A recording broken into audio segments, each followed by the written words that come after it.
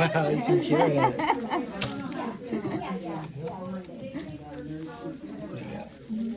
That's what happens when Valentine's Day is over.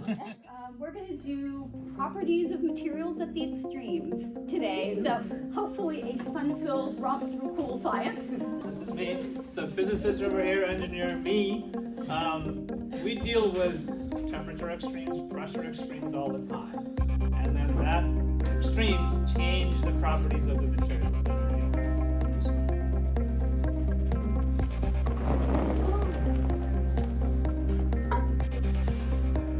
This is air that is cooled down to its boiling point, which is negative 321 degrees Fahrenheit. And that's why it's boiling. And it's turning from a liquid to a vapor. But if you cool air down really cold, all the molecules in it cuddle up close together and it becomes a liquid.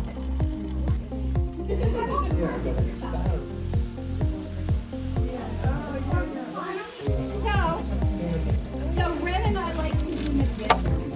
So I've always wanted to be able to blow a balloon up without having to blow it up. So I'm going to blow it up from the outside. Go, Nimmi. Go, Nimmi.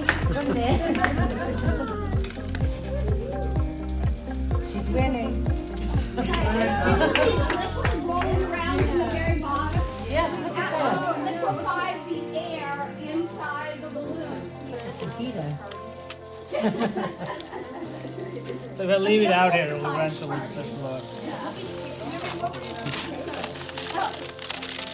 So you may have to tilt it a little bit. Maybe the sides to get it cold. All right, so here's our flour. And it looks perfect. Okay, so it's very happily nice.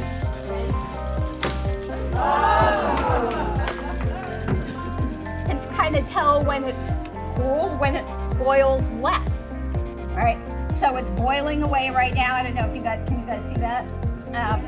It's boiling away right now. And as it starts to cool, it boils a little less. And it looks so lovely until it doesn't.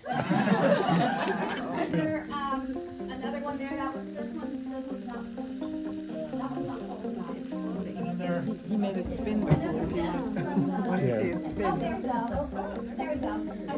Spinning. So, I can happen if I add nice hot water to my nice cold nitrogen ice cubes. It'll freeze. Or you'll get a lot of